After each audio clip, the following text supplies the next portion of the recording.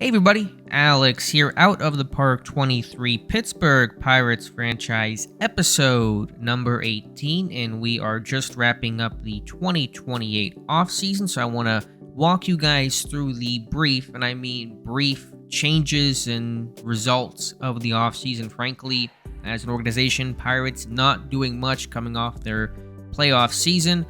I want to show you guys the outcome of the 2027 World Series before I forget, and in fact, I apologize, forgot to take a screenshot like I normally do of the playoff tree, so I don't have that for you, but I can tell you who won the World Series. It was not the Dodgers, it was the, guess who, Baltimore Orioles, doing so in this one, winning the final game 3-0, and so how about that for the Baltimore Orioles to get their fourth World Series title. Pretty crazy, but that's the outcome there.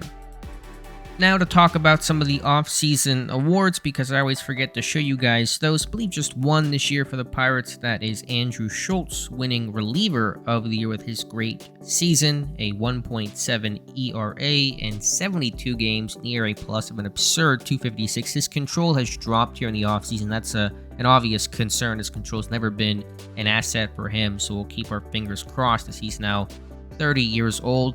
Christopher Cruz did not win the Cy Young, unfortunately. I should note, though, before we do that Delphin Ramirez actually was another award. It was Ramirez winning Rookie of the Year, despite playing only a bit more than half a season, 103 games, had an injury, hit 24 home runs, and so he won Rookie of the Year for the National League. If I continue to scroll on through, and yeah, the Cy Young in the NL went to Pablo Lopez of the Mets. Tough to argue with that. Overall, the great season that he had. The record certainly helped, although that's not obviously all pitcher influence, but the Mets were the best team in baseball in the regular season, although they did not win the World Series, a very Mets thing to do. And so those are the awards to note. Actually, just one more award to note, and if you play this game as well, you probably experience the same thing. The god that Fernando Tatis Jr. is, now a 5-time MVP at 29 years old, really won it through his age 28 season. So he is just the most overpowered player, nearly 10 WAR season, and that's not even close to a career best for him. 61 home runs is now hit. Take a quick look at his stats. 404 home runs, and he's just turned 29. So you're looking at a future home run king in Fernando Tatis Jr.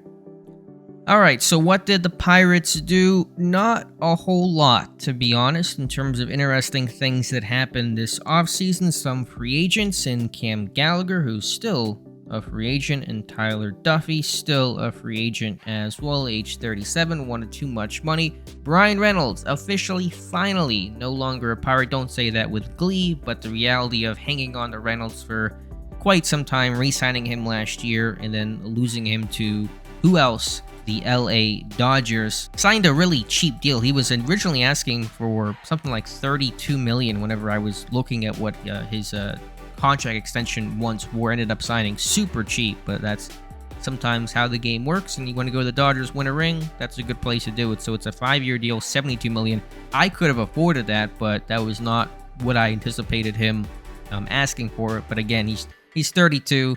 We had plans to move on. We have a guy in Nick Dial that's coming up that should be part of the Major League roster this year, first-round pick from a couple of years ago, drafted back in 2026 with the explicit plan to be the eventual replacement for Brian Reynolds, and so Dial will get a shot, obviously, on that really cheap deal overall. But the Dodgers are just so overpowered, and that's not breaking news, but it is frustrating. I mean, they signed Reynolds, they still have Ohtani, they signed this guy, Alejandro Kirk, to be their DH, not really good catcher, but still a really good player overall.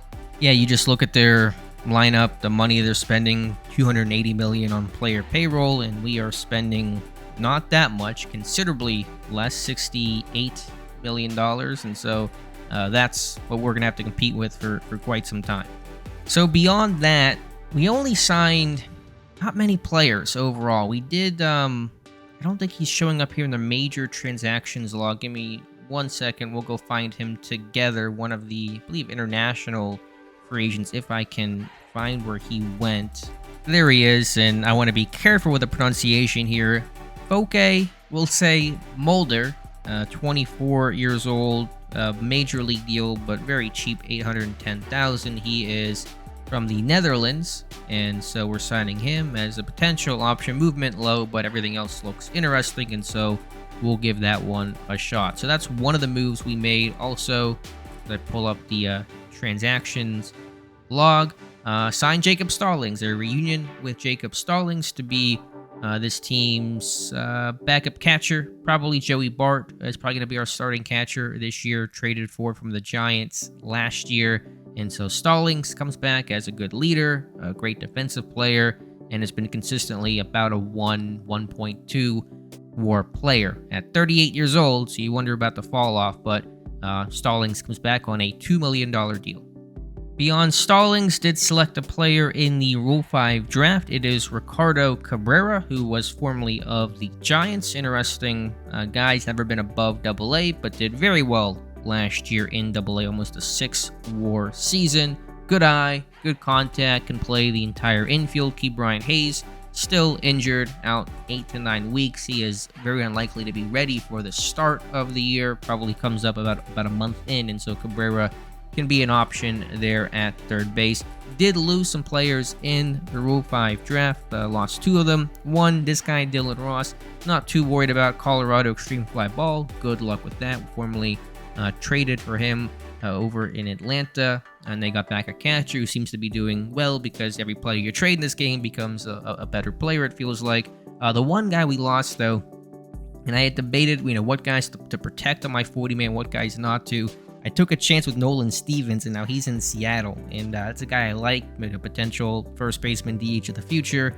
Was really good in AA last year, limited action, hit .339 with 12 home runs, so mad about that.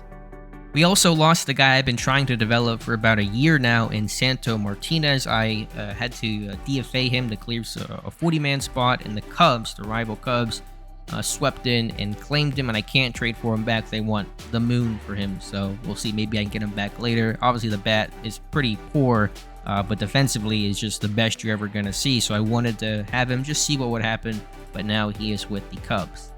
Beyond that, though, that is truly it. And Stallings was our one signing, and then the pitcher from the Netherlands and the Rule 5 draft guy, and that's all we did. I haven't even checked the offseason center in terms of the summary. I'm sure we're ranking towards the bottom because we gained very little WAR. We're 26th, losing 7 WAR. Brian Reynolds, of course, being a large chunk of that. Just to look here, Stallings, the one major signing, and then losing some other guys as well. And so the team that added the most WAR appears to be the Phillies, so not a far scroll to see them, and Devin Williams, and they take me back to the top of the screen. They have to fix that to let you stay in your place. You don't have to scroll down every time you click. It's been in the game for a long time and probably won't be changed anytime soon. So just a quick look at a potential opening day lineup. Nothing finalized yet, but Joey Bart, likely our catcher. James Wood and Brock Wilken can be in the mix at first base, although there'll be Delphin Ramirez as well, who is healthy, and he actually will be our first baseman, so that's a potential DH role there. Wood can also play in the corner outfield. Nick Gonzalez at second. Defensively, he's pretty poor, but the bat still plays. Corbett Vivas and the Rule 5 guy, Cabrera, along with Yolbert Sanchez, and even a little bit of Bubba Chandler can compete at third, while Hayes is on the mend. You got Arroyo at short, and he had a great year last year. Can he replicate that? That seems tough to do, but we'll give it the old college try. And then in the outfield, Stephen Kwan.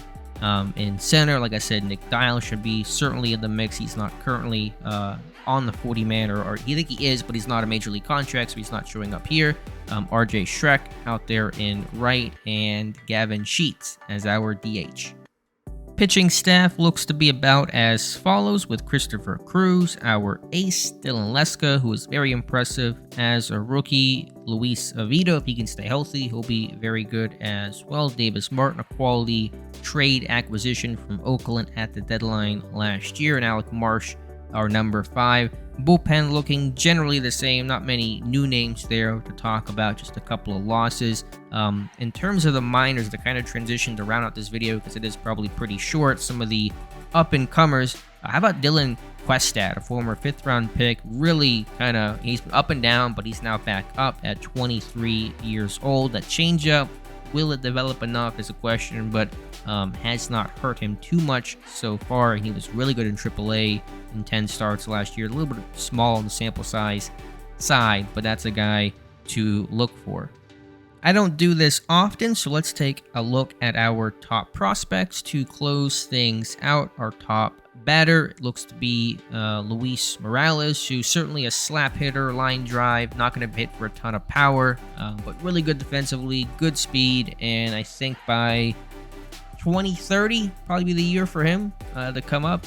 Probably similar story with Tony Lusace, who's not as, he's kind of developed. We're still working. He was an A-ball last year. Both guys have done well, so maybe those guys probably will track and come up together. Like I mentioned earlier, Nick Dial, replacement for Brian Reynolds in center field. And here is Gil Quintos, who actually looks to be pretty well developed. I mean, the problem is just defensively, he's going to offer nothing, and so he really truly is a DH type. Can't play infield, can't play outfield. I mean, he is really just a true and blue DH, and the numbers aren't so overwhelming that you can live with that, but that's a consideration there. In terms of the top pitchers, Questad, as we mentioned earlier, he's really the far and away the best pitcher we have. I want to try to acquire some more pitching prospects, but a lot of those guys have come up, like Cruz and Lesko and names like that. Also like Trey Duffield as well, who was with us for a time in the majors last year for quality starts for the Pirates. So that will wrap things up. Preseason begins tomorrow, so I wanted to record this video before all the stats and names kind of reset and etch-a-sketched themselves. And so very quiet offseason for your Pirates. Going to basically try to run this thing back and see what happens. So let me know your thoughts in the comments below. Appreciate you guys watching, and we'll talk to you soon.